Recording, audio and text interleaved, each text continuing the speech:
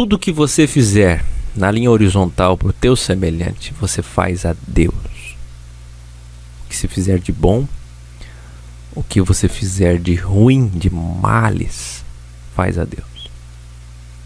Principalmente se esse é a habitação do Espírito, como está lá em 1 Coríntios 3,17.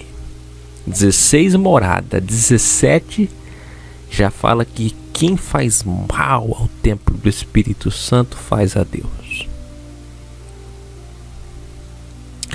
Somos tricótomos e eu falei na aula sobre espíritos que ele nos deu um espírito, uma canalização, um canal de comunicação, ele está dentro de nós.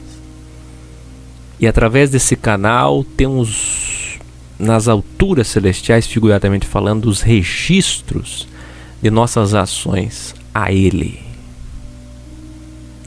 É por isso que as pessoas chegarão lá e dirão: Senhor, no que diz respeito... Permita-me usar a caneta mais uma vez. Vamos mudar a cor aqui da caneta. Olha só. No que diz respeito à religião, no que diz respeito à religião, eu orei, fui ao templo, fiz isso, expulsei demônios, curei enfermos, vi até maravilhas, sinais que evidenciavam a tua presença comigo.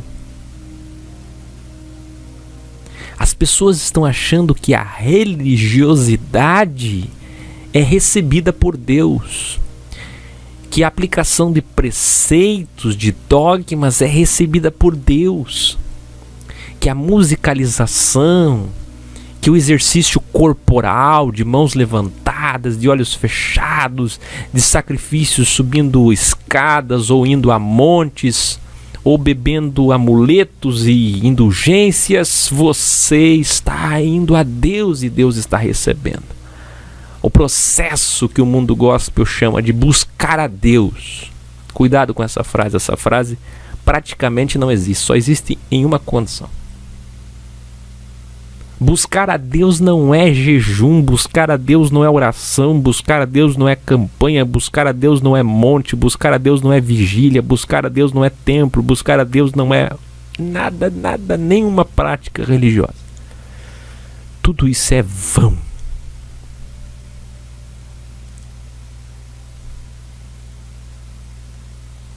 Buscar a Deus só tem uma condição.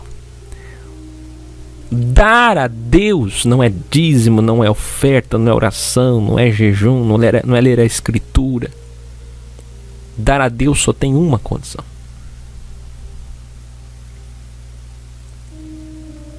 Agradar a Deus, mesma coisa. Onde, irmão Máquio? Aos necessitados. Na linha horizontal. Aí esse círculo da religião do R está cheio, mas o círculo horizontal ao próximo está vazio.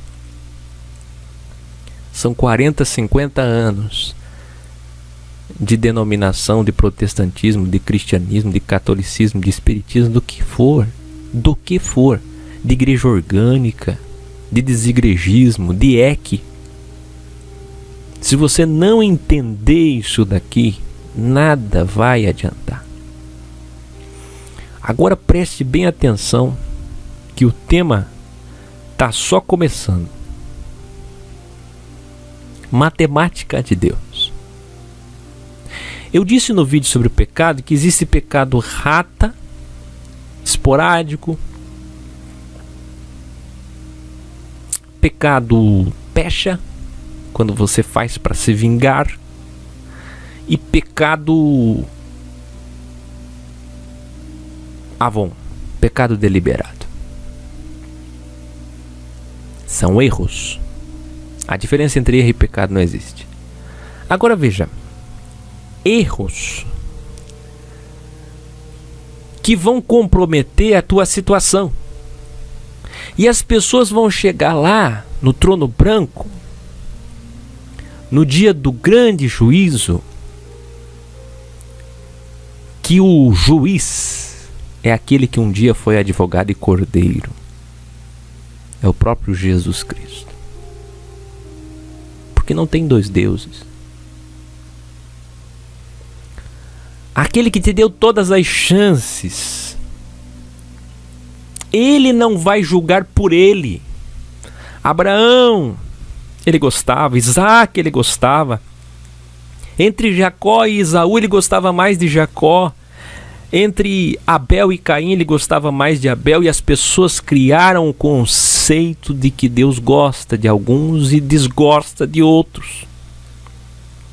E isto não existe.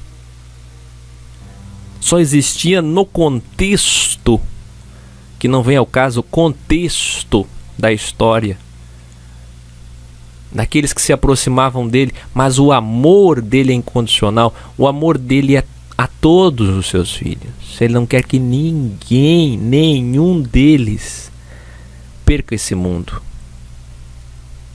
Todos ele quer que vençam esse mundo, como ele venceu. Mas está um papo por aí, muito se fala em cáris, em graça, e é verdade em partes.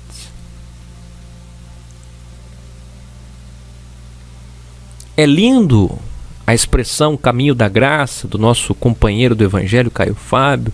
É lindo a expressão defesa do Evangelho da graça do nosso amigo, companheiro, ainda dentro do sistema, Paulo Júnior. É bonito quando eu inventei a frase, vocês gostaram e espalham por aí uma frase linda que Deus nos deu: Evangelho da graça, de graça. Mas afinal, o que é essa graça?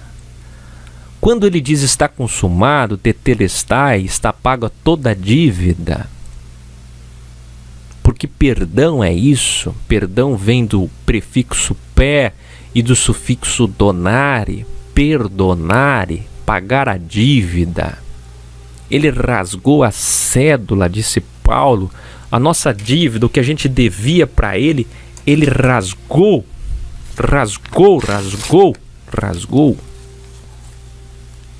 Ele pagou a nossa dívida. Mas como é que ele vai julgar?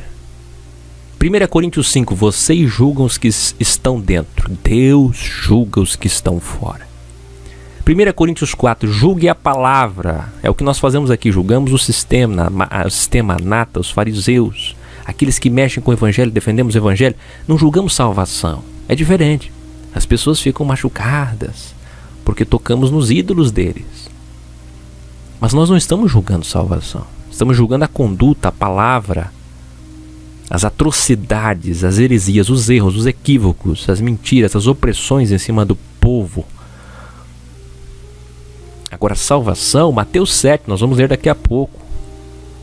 Entretanto, como que Deus vai julgar a salvação se a salvação pertence a Ele? Ele é o cabeça do corpo, só Ele põe, só Ele tira. Como é que Ele vai fazer isso? E aí que vem. Ele não vai julgar porque gosta de você. Quem vai salvar você é o sangue dele? Sim.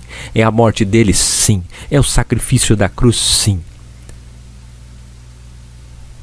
É o tetelestai? Está consumado? Sim. Mas essa graça, esse cáris só vem sobre ti, sobre você, sobre mim, sobre nós, quando você faz algo. Ontem conversávamos muito bem e um irmão nosso, que em breve vocês saberão quem ele é, disse: o espiritismo fala que a salvação é pelas obras, e no protestantismo se rechaça essa frase. E é verdade, é repugnante essa frase, porque creem na pregação de Lutero, de Romanos, é o justo viverá da fé, fé. Nem fé de Lutero, nem obras de Kardec, de Chico Xavier, do espiritismo, nada disso. Entre Lutero e espiritismo eu fico com o espiritismo, porque faz mais sentido, porque fé sem obras é morta. Lutero é aquele que queria tirar Tiago da Bíblia. Mas quem está certo não é nenhum ismo, nem ismo protestantismo, nem ismo espiritismo. Quem está certo é o Evangelho. E o Evangelho, acima de tudo, sabe o que vai dizer? O Evangelho, acima de tudo, ensina você o seguinte: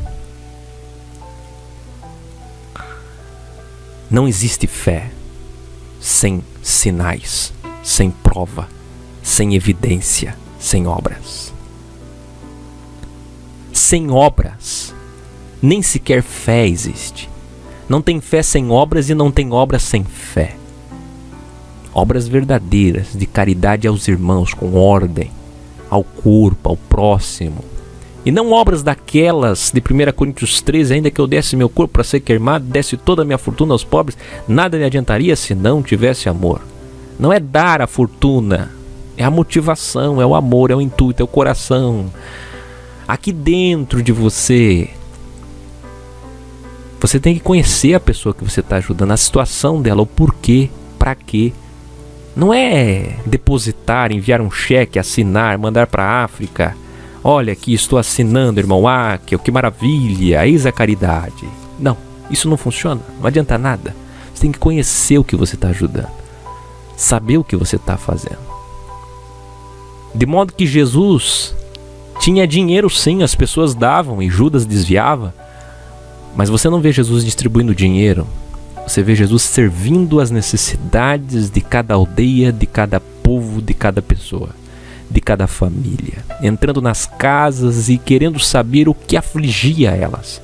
Se era uma doença, se era um filho endemoniado, se era perturbação, se era falta de ensino, falta da razão da vida, da opressão religiosa, da opressão política, se era pobreza extrema, fome.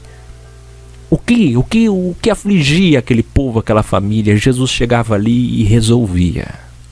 Ou pelo menos trazia alento, uma palavra de conforto, um abraço. Isso ele fez em 3 anos e meio e nos deixou o legado do que é Evangelho. Então, quando eu faço às pessoas, eu faço a Deus. Ele nos mostrou o que é isso. Jesus nos mostrou o que é isso em 3 anos e meio. Então, qual é a matemática de Deus? Como seremos salvos? Através dessa matemática. E quem faz a conta é Deus. Mas quem faz os números, o saldo positivo, é obrigação sua. O saldo positivo é obrigação sua. Ele só vai assinar. Não pense vocês que ele vai seguir critérios de seu coração. Que ele é como juízes dessa terra, como os desembargadores, procuradores dessa terra. Ele não é. É você que vai se salvar ou se condenar. O sangue dele está lá, porque mesmo que você acertasse pelos seus méritos, pelas suas obras, a tua condenação era certa. Não tínhamos nenhuma chance, porque mesmo que fôssemos pessoas boas, estamos no mundo que o príncipe dele temporário é do mal.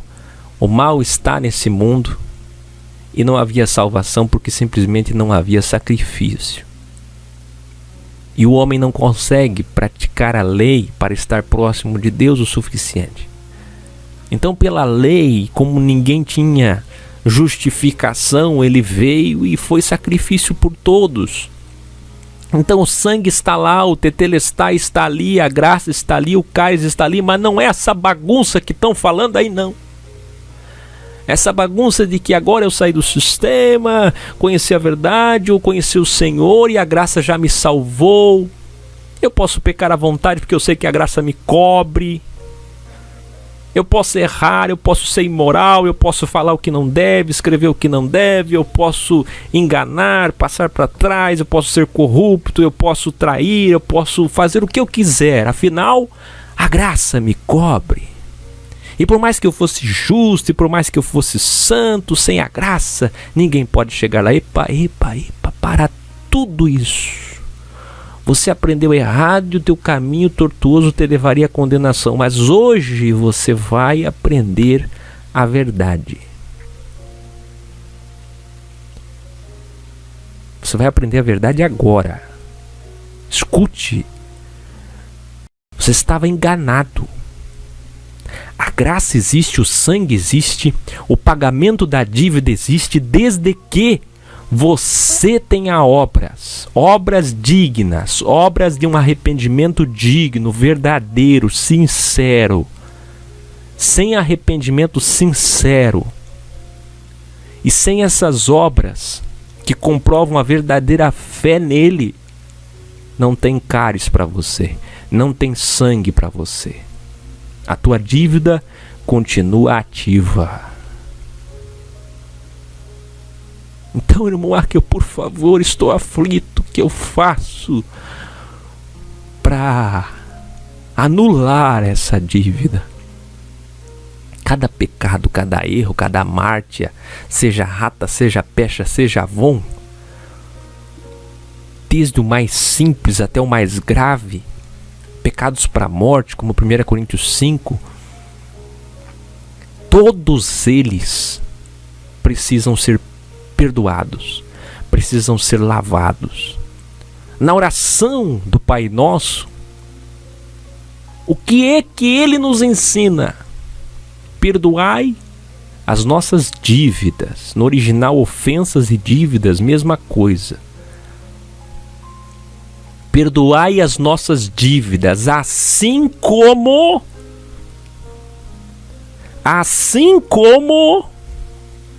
nós perdoamos aqueles que devem a mim, a nós.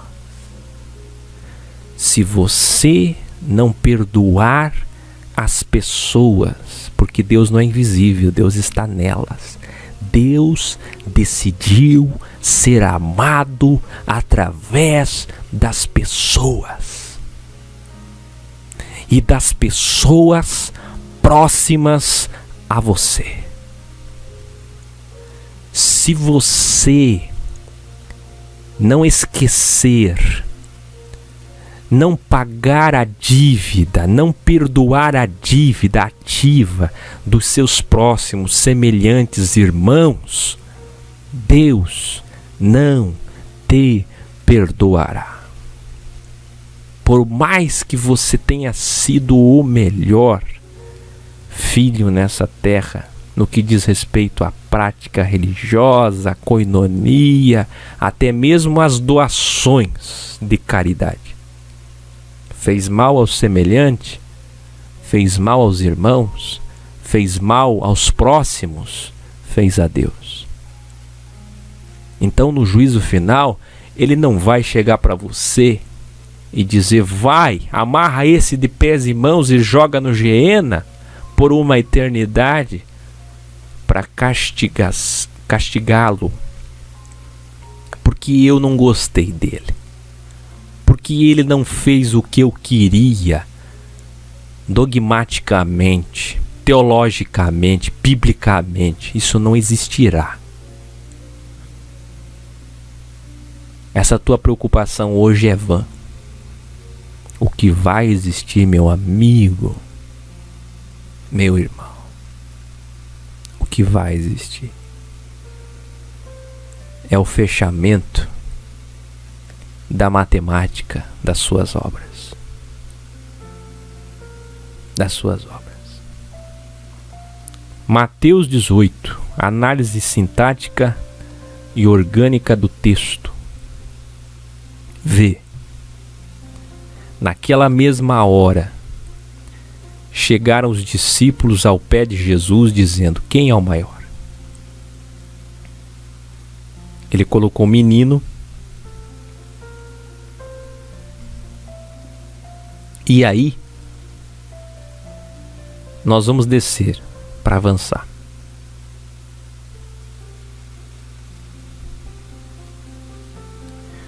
Aí ele diz que as pessoas precisam se tornar humildes, como esse menino. Olha só, versículo 5. Ele está falando em humildade. Aí ele fala sobre pedras de tropeço, para não escandalizar nenhum dos simples pequeninos, até que ele chega no versículo 15. Ora, se teu irmão pecar contra ti, vai, olha como ele é de ordem, repreende-o, só vocês dois. Se te ouvir, ganhaste a teu irmão. A maledicência é pecado para a morte. Não se resolve isso publicamente em lugar nenhum, nem para os outros, é entre os dois. Mas se não te ouvir, leva ainda contigo um ou dois, para que pela boca de 2 ou 3 testemunhas toda a palavra seja confirmada. Raramente chega nesse ponto, mas pode chegar. Mais raramente ainda, se não escutar as testemunhas, então a igreja, o corpo é informado. Que se não escuta a congregação dos gentios, você deve considerar essa pessoa como alguém que é contenciosa. Está motivada por outras coisas. Não quer unidade, não quer perdão. Aí ele vai dizer que onde estão 2 ou 3 reunidos no nome dele, ali ele está. Então Pedro se aproxima e diz: Senhor, até quantas vezes pecará meu irmão contra mim e eu lhe perdoarei? Até 7? Jesus disse: não te digo que até 7, mas até 70 vezes 7. Sem misticismo, sem numerologia. Eu vi vários materiais hoje na internet absurdos. Pai, Filho, Espírito Santo. E os 4 pontos cardeais, norte, sul, leste, oeste, representam o número 7. Por favor. Sites grandes, conceituados sobre teologia. Que besterol, gente. 7 é um número de plenitude, sim, mas sem bobeira. Sem trindade, sem 3 pessoas. Até o meu companheiro de evangelho, Mário Persona, falando sobre os números, o que significam, não precisa de numerologia. A verdade é que 70 vezes 7, o que ele está dizendo é que você deve perdoar todas as vezes possíveis. Toda vez que surgir um erro de alguém contra ti, pague aquela dívida. Porque se você cometer pecha e quiser se vingar, a tua matemática vai para o negativo. Eu vou mostrar já o que vai acontecer com você se você fizer isso. Presta bem atenção. Primeiro vamos terminar aqui a leitura. Pois o reino de Deus, dos céus, pode comparar-se a um certo rei que quis fazer contas com os seus servos. Sobre isso daqui eu não vou ler. Eu vou colocar um pequeno filme que não tem direitos autorais, por isso vou poder colocar. Mas antes de colocar esse filme, que basicamente se traduz em: alguém devia R$1 milhão e foi perdoado, mas esganou seu irmão, ameaçou seu irmão por causa de R$10. Um absurdo. Essa é a matemática de Deus. Senhor, quando te vimos com fome, quando te vimos preso, quando fazemos ao próximo, fazemos a ele. Qualquer coisa de bem, de bom que faça a um dos pequeninos semelhantes, veja bem, você faz a ele. Eu disse isso no vídeo sobre o pecado, assista, agora veja aqui. Você vai chegar lá, como é que você vai ser julgado? Não se preocupe com a tua aparência, tá? Não se preocupe com o teu histórico, o teu currículo religioso. Não se preocupe como você vai se portar. Nada disso vai ter valor. Não adianta olhar para ele com cara de doçura, de ternura, de amor, com lágrimas. Não adianta querer ganhar o coração dele ali. Porque ali, como juiz, no teu pós-morte, meu irmão, vou te dizer a verdade. A matemática vai ter que fechar. A matemática vai ter que fechar. Presta bem atenção. Se você é uma pessoa que já cometeu ou comete atrocidades contra o semelhante, engana, trapassa, mente, levanta calúnias, difamações, mentiras. Se você já fez N coisas relacionadas e correlacionadas às obras da carne, as suas obras, quais são suas obras? Obras da carne. Pecados para a morte, imoralidade sexual, ódio, cólera, sabe?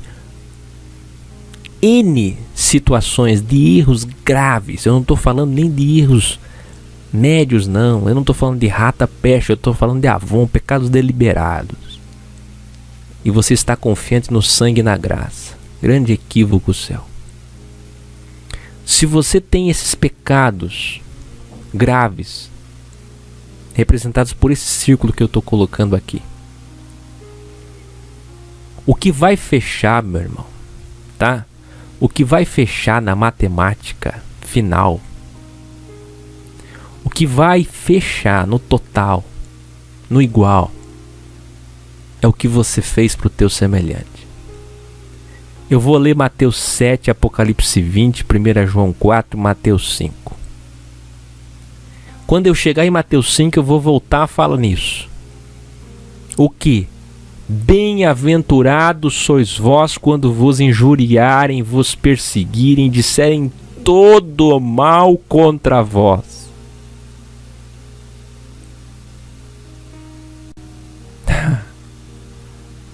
Que lindo isso. Todo mal. Sabe o que é isso? É a grande oportunidade de você ser salvo.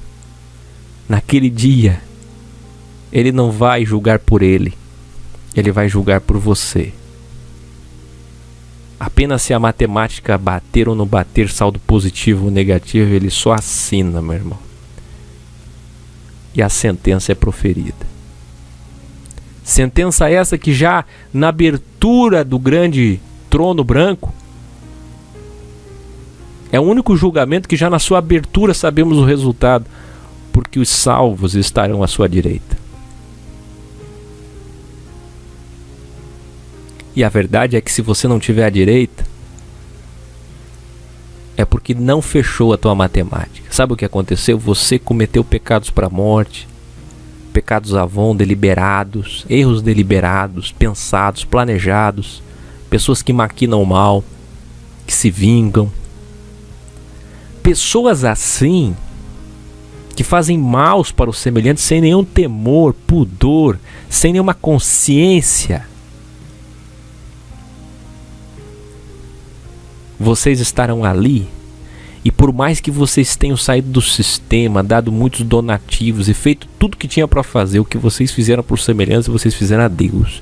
E não tem jeito, não vai bater a conta, não vai fechar. Saldo negativo, perdição por uma eternidade.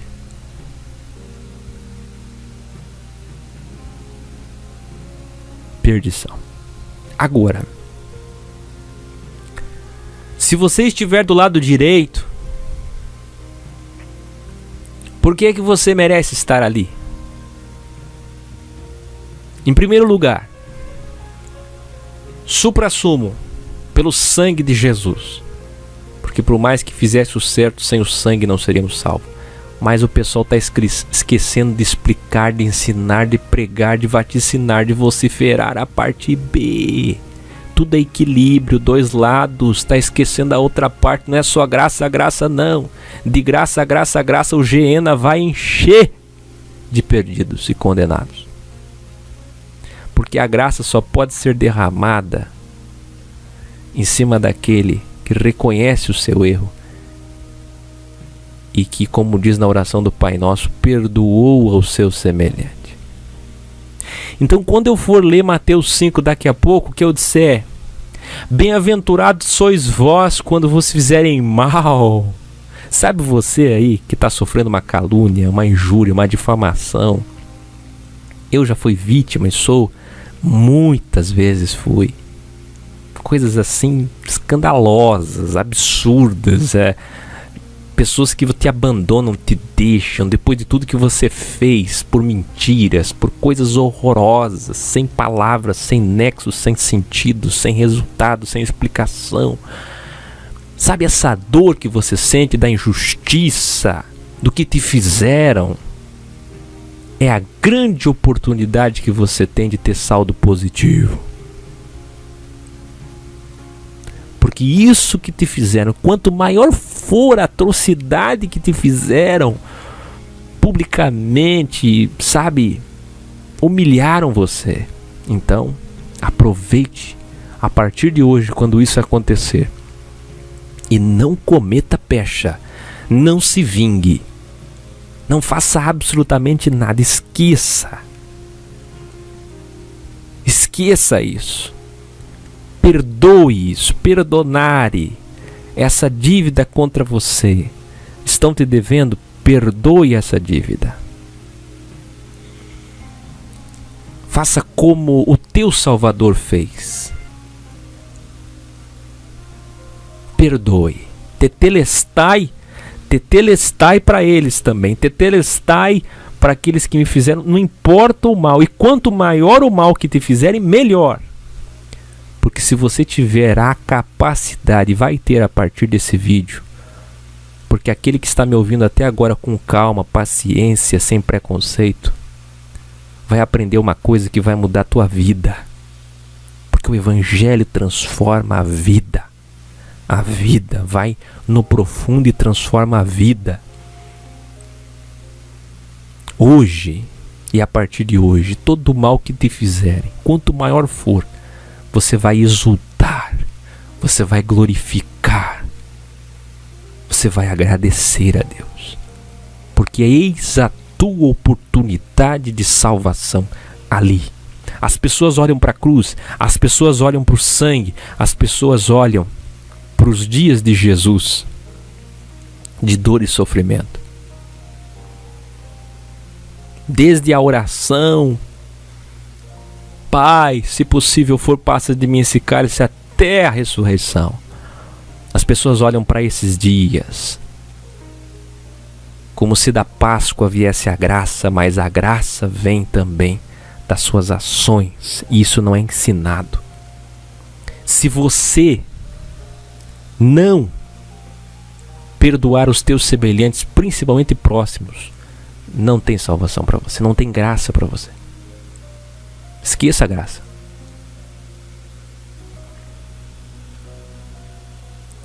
Veja bem, fizeram mal contra você, é muito forte. Essa é a oportunidade de você não se vingar. Não se vingar, não pecha. Perdoa, esquece. E ainda tem a capacidade de saber que se essa pessoa que te fez o mal estiver lá nas bodas do Cordeiro, na grande ceia, sentado na mesa do teu lado, ou próximo de você, você não terá nenhum problema com isso. Essas pessoas que te fizeram mal,